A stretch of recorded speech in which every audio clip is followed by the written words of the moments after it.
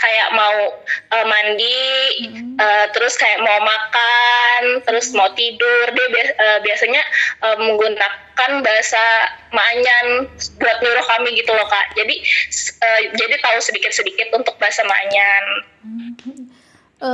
Tahu sedikit untuk bahasa Maanyan berarti dalam percakapan sehari-hari ya Kak? Iya. Terus waktu maju di ajang duta bahasa, Kak Yolan ada persiapan khusus nggak Kak? Untuk bahasa daerah ya Kak? Iya, untuk maju di ajang duta bahasa. Oh, kalau persiapan khusus sih karena saya tahu kan saya agak lemah di bahasa daerah. Jadi saya beberapa bulan itu belajar bahasa daerah khususnya bahasa Maanyan. Karena teman-teman sekitar juga kebetulan yang di Palangkaraya saat ini itu teman-temannya berbahasa Maanyan semua. Jadi terbantu sama mereka sehingga bahasa Maanyannya bisa lebih lancar Kak. Ketika wawancara juga kan saya menggunakan bahasa Maanyan juga. Oh gitu. Itu berapa lama Kak belajar bahasa Maanyan? Dayak Maanyan. Untuk belajar bahasa Maanyan itu kurang lebih 2-3 bulan Kak sebelum duta bahasanya. Sebelum daftar duta bahasa atau sebelum di tahap seleksinya Kak? Kalau pengumuman duta bahasa ini kan sudah dari Februari kan Kak. Kemudian untuk pelaksanaannya itu sekitar bulan Juni. Nah jadi dari Februari, Maret, April, Mei, Juni itu kan ada beberapa bulan untuk belajar. Jadi udah jauh-jauh hari sih Kak belajar karena akan yakin sih mau ngikutin tahun ini karena sebenarnya pertimbangan juga sih Kak karena kan mau balik ke Malang atau mau ikut duta bahasa. Tapi duta bahasa ini kan tahun terakhir saya, kan maksimal 25 tahun. Nah kebetulan saya benar-benar terakhir, terus teman-teman mendorong teman-teman duta yang lain gitu mendorong buat ikut aja coba sekali. Karena kebetulan saya juga nggak mau menyesal Kak, jadi ya udah saya coba aja. Tapi sebelumnya Kak Yolan pernah ikut ajang kedutaan seperti ini Kak? Kalau duta ke tahun kemarin saya terpilih menjadi duta baca Kota Palangkaraya, dia terbaik duta baca Kota Palangkaraya. Perpustakaan kota berarti ya Kak? Iya Kak, perpustakaan kota. Duta baca tahun kemarin, lalu tahun ini jadi terbaik 3 duta bahasa Kalteng ya Kak? Iya Kak. Ada ekspektasi nggak Kak kalau sampai di 3 besar? Ekspektasi sih sebenarnya saya nggak ada sih Kak ekspektasi, cuman memang udah menargetkan minimal 3 besar. Minimal 3 besar gitu. Dan itu terjadi ya Kak, lolos di 3 besar? Iya, minimal 3 besar kan karena udah punya target, jadi segala sesuatunya dipersiapkan sebaik mungkin, misalkan kayak tes UKBI-nya, jadi saya belajar apa EYD dan lain sebagainya karena emang udah menargetkan sih Kak. Oke. Kalau waktu itu Kak Yolan bawa kerida apa Kak? Keridanya kebetulan saya itu membawa judulnya Sastra Berkeliling Kak. Jadi saya mengkolaborasikan antara perpustakaan keliling milik Dinas Perpustakaan Provinsi dan Dinas Perpustakaan Kota serta teman-teman dari Balai Bahasa. Kan kalau sastranya itu lebih ke Balai Bahasa, untuk kelilingnya itu lebih ke literasi buku-buku dari perpustakaan kota dan provinsi. Itu gimana Kak berjalannya program itu? Apa sebelumnya udah pernah diimplementasikan? Kebetulan kan untuk kebetulan kalau untuk perpustakaan keliling itu dinas provinsi maupun dinas perpustakaan kota itu mereka udah punya program Kak. Udah punya program ke sekolah-sekolah ataupun ke daerah-daerah. Kemudian kebetulan juga kan kemarin dari komunitas literasi, kan saya juga tergabung dalam komunitas literasi, jadi kita pernah mengadakan donasi literasi dan sebagainya ke daerah-daerah itu, membawa buku-buku dan lain-lain. Nah, oleh sebab itu saya mau kombinasikan nih dengan Balai Bahasa, terutama dalam untuk revitalisasi bahasa daerah gitu. Nah, jadi nanti ada rencananya itu, waktu itu di awal teman-teman dari duta bahasa ataupun ikatan duta bahasa ataupun komunitas-komunitas lain yang mau tergabung, nanti mereka menampilkan semacam sastra baik lisan ataupun misalkan kayak tumet leut, karungut dan lain sebagainya untuk memperkenalkan ke adik-adik yang jadi sasaran dari sastra berkeliling itu tadi, Kak. Oh, sastra berkeliling itu ya. Iya. Berarti untuk implementasi krida dari tiap duta bahasa itu nanti apa akan ada kegiatannya, Kak? Dari maksudnya krida yang disampaikan oleh duta bahasa itu apa nanti secara bergilir akan dipraktekkan? Ini kan untuk kegiatan krida itu kan kita perlu yang namanya waktu dan tenaga, Kak. Jadi nanti diajukan dulu ke Ikatan Duta Bahasa. Kemudian jikalau memang bisa dilaksanakan, maka akan dilaksanakan. Seperti itu, Kak. Berarti memang saat penyampaian krida, saat seleksi itu memang perlu pengajuan ulang lagi ya, Kak, untuk implementasi krida itu kepada Balai Bahasa. Iya, Pak. Iya kan, karena untuk yang krida yang kita sampaikan itu kan murni ide dan gagasan kita, Kak. Terkadang ada beberapa yang anggapannya belum meminta persetujuan seperti itu. Tapi sebagian juga ada yang sudah mengimplementasikan. Nah, jadi itu tergantung lagi, Kak, apakah nanti bisa diajukan ke balai. Kemarin sudah bilang sih kalau ke balai mereka menyanggupi kalau ingin dilaksanakan. Tapi melihat jadwal kegiatan lagi, Kak. Seperti itu. Kalau misalnya di Ika Dubas sendiri, Kak, saat ini sedang sibuk apa, Kak? Kalau di Ikatan Duta Bahasa, ini teman-teman lagi mempersiapkan, karena kan yang terbaik 1 ini kan mau maju ke nasional, Kak. Nah, jadi teman-teman Ikatan Duta Bahasa itu sedang berusaha mendukung dari teman-teman yang terbaik 1 ini tadi. Mereka bantu melatih public speaking, bantu mempersiapkan unjuk bakat, kemudian sekaligus membantu Balai Bahasa. Kan kebetulan nih Balai Bahasa kemarin kan sedang gencar-gencarnya melakukan revitalisasi bahasa daerah. Nah, waktu yang CFD kemarin, Car Free Day itu kan mereka lagi ada kampanye bahasa daerah itu, Kak. Nah, jadi teman-teman Duta Bahasa lagi sibuk-sibuknya bantu Balai Bahasa juga, Kak. Kalau misalnya Kak Yolan sendiri kesibukannya selain menjadi mahasiswa pasca sarjana dan seorang duta bahasa apa, Kak? Kebetulan kan ini kemarin baru lepas jabatan duta baca kan, Kak, jadi masih membantu perpustakaan kota untuk membimbing duta baca yang baru. Nah, kemudian selain itu ada kegiatan sampingan, misal kebetulan ada bisnis kecil-kecilan lah, jadi sambil ngurus bisnis juga gitu. Bisnis apa itu, Kak? Itu, Kak, yang buat selempang buat wisuda itu. Oh, oke. Itu di Palangka atau di Malang, Kak? Di Palangkaraya, Kak. Oh, di Palangka. Kalau Kak Yolan sekarang posisinya di mana, Kak? Di Palangkaraya sekarang, tapi mau balik ke Malang sih, Kak. Udah mau masuk soalnya. Oh iya bener. Kalau waktu S1 ya linear juga, Kak, fisika.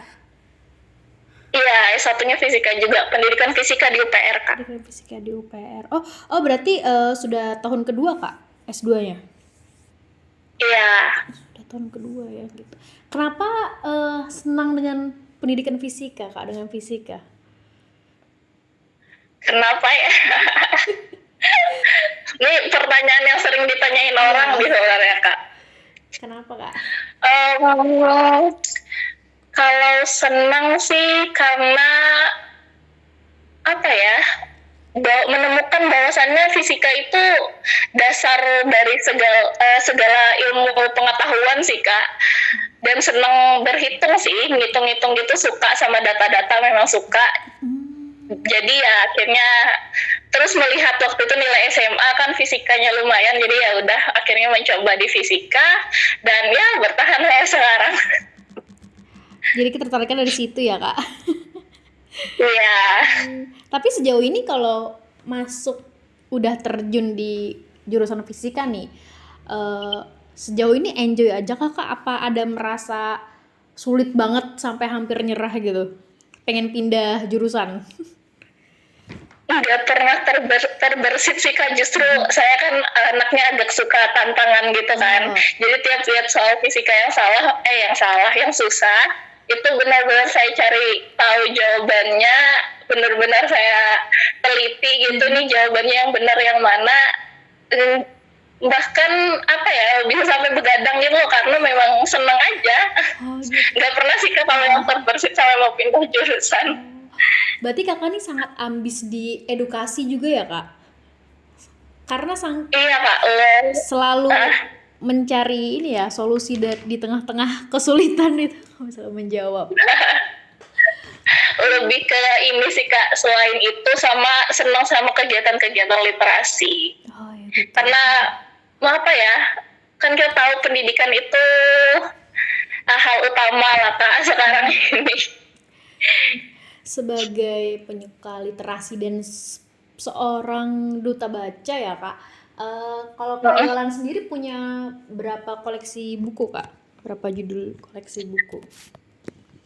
Kalau judul buku kayaknya nggak bisa dihitung sih Kak, saya banyak banget di rumah, di sampit juga banyak. Kadang sampai misalkan tiap ke toko buku itu pasti udah beli 2-3 buku gitu, sampai sampai mama di rumah tuh kadang marah-marah karena lemari buku penuh buku apa semua aja. 300 sampai nggak kak koleksi kakak? Sampai Kak, sama buku-buku fisika dan lain sebagainya, sampai. Bisa lebih kali ya? Iya, soalnya di lemari rumah itu udah 2 lemari udah penuh buku apa semua Kak, terus di sini udah berhamburan juga. Kalau misalnya Kak Yolan sendiri ada target nggak sih kak untuk membaca buku itu misalnya sebulan berapa buku atau per minggu atau gimana kak? Kalau aku sih biasanya kalau baca buku tuh nggak ada target sih Kak. Misalkan aku biasanya sehari itu minimal ya paling nggak tuh 1 lembar aja atau 1 bab. Jadi nanti sehabisnya berapa ya kayak gitu. Soalnya buku itu menurut aku buat dinikmati sih Kak, bukan buat ditargeting. Buat dikejar-kejar banyak-banyakan buku ya kak yang dibaca. Iya.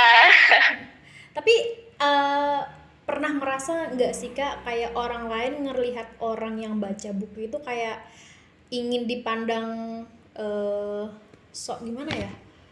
eh So pintar gitu. Sok pinter, iya, habis itu ada kayak sok anak buku banget, soalnya kan kadang orang baca di ruang publik tuh kayak merasa kurang nyaman. Kalau aku sih ngerasa gitu kak, kayak ngerasa kurang nyaman karena takut dianggap sok baca buku gitu loh. Itu gimana kak ngelawan itu semua gitu, Kalau pandangan. aku sih Kak, apa ya, aku kalau meskipun aku di publik pun nggak pernah ngerasa kayak gitu sih Kak, karena apa ya, kalaupun orang menganggap kita seperti itu kan itu anggapan orang, bukan dari kitanya sendiri. Kemudian kan kalau misalkan kalau aku sendiri pribadi kalau baca buku biasanya aku hanyut sih Kak, jadi orang mau ngeliatin mau ngapain aku kadang nggak sadar gitu loh, nggak peduli, aku lebih terhanyut dengan imajinasiku dan lain-lain karena baca buku itu. Kalau saat ini buku favoritnya Kayolan apa? Kalau aku sih suka buku-bukunya Terelie sih Kak. Judul apa kak? Hujan. Kalau yang paling favorit itu Tentang Kamu. Tentang kamu ya. Kalau misalnya buku favorit gitu, suka dibaca berkali-kali lagi nggak sih kak? Atau dinikmati pelan-pelan supaya nggak cepet habis? Aku biasanya dinikmatin sih Kak, jadi kalau misalkan ceritanya sedih aku bisa nangis. bahkan bahkan aku pernah baca buku yang aku nggak sanggup lagi baca bukunya itu Kak, bukunya Terelie juga, itu tentang bom Bali gitu. Bombali. Aku nggak sanggup bacanya Kak, jadi itu hampir setiap lembar aku buka aku nangis gitu. Tapi sekarang udah habis kak bukunya? Udah habis dibaca yang Udah Bombali? habis, udah habis. Udah. Kalau misalnya dari buku-buku koleksi Kayolan ada buku bahasa daerah nggak kak? Misalnya kayak buku puisi atau kamus bahasa Dayak gitu Kak? Ada nggak?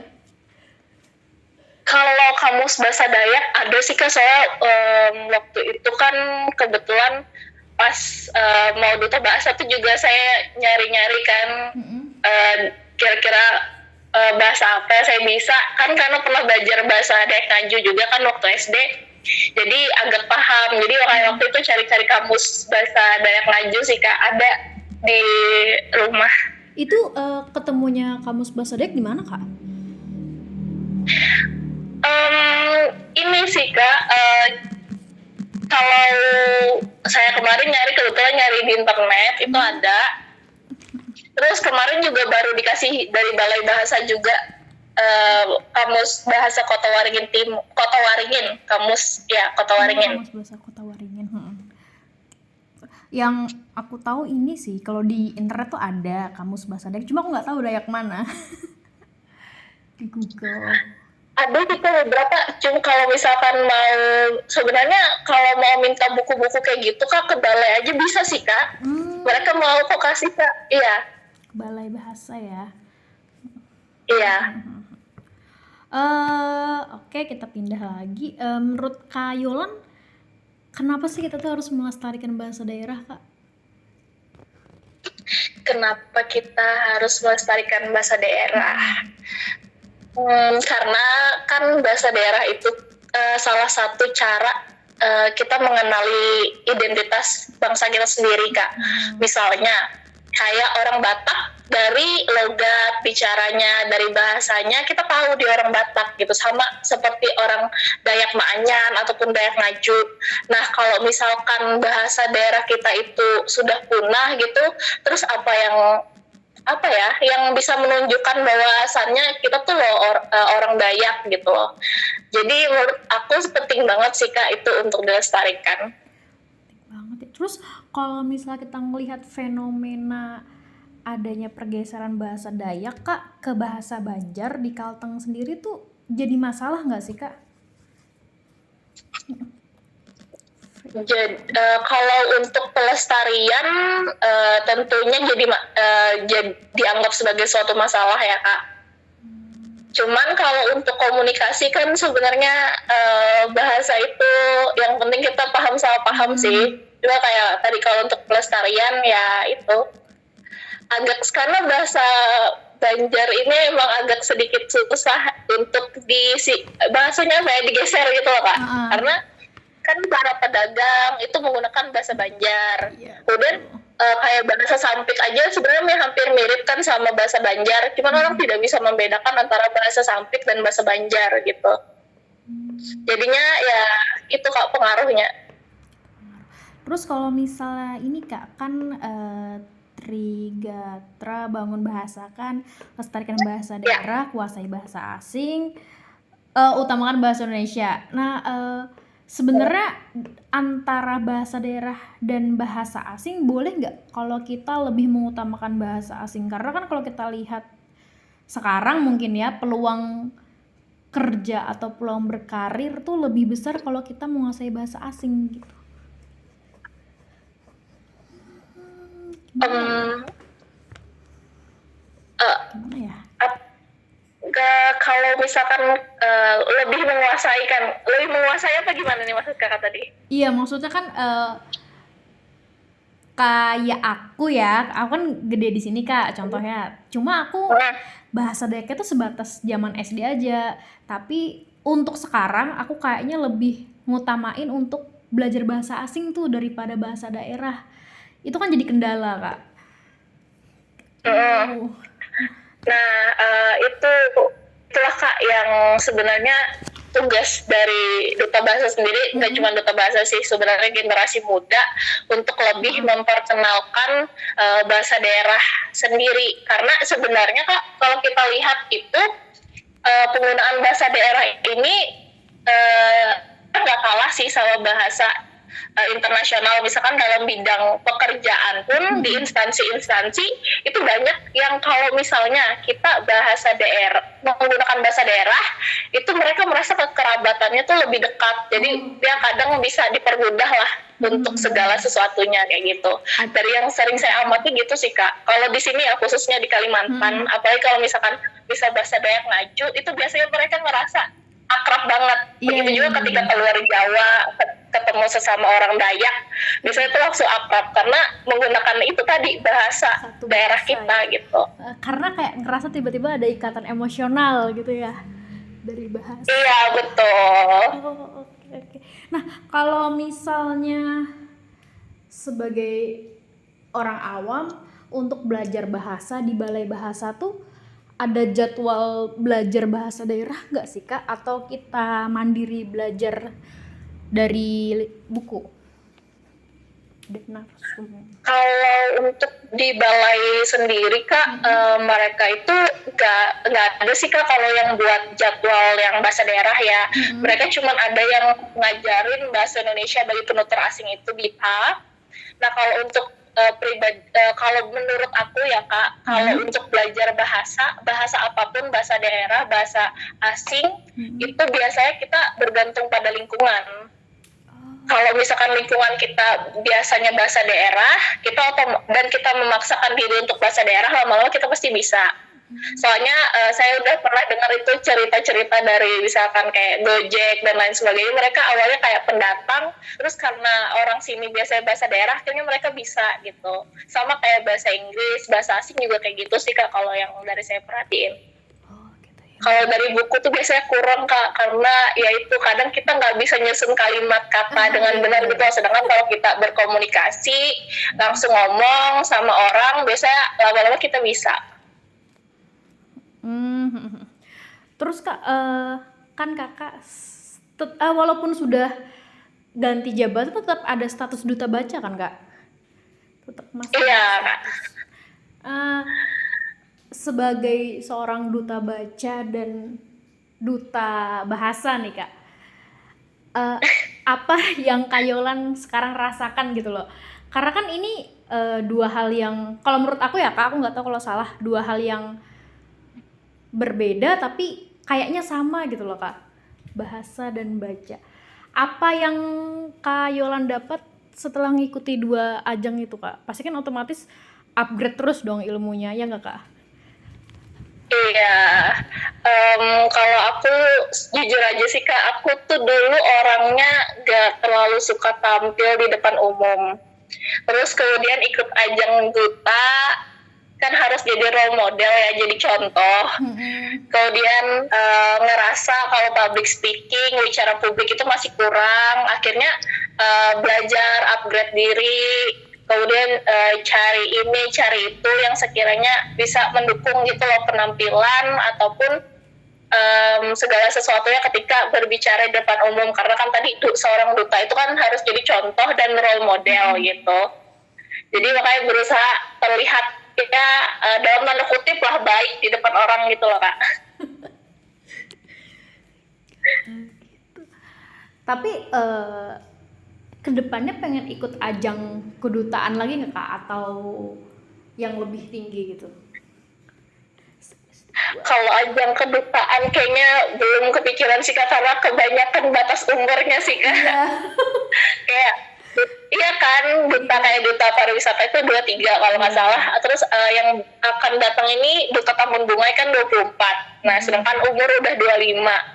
Jadi ya kita lihat-lihat aja lah adik-adik yang muda-muda lagi berjuang. Kecuali nanti ada yang lain gitu, batasnya di atas berapa gitu. Bener sih.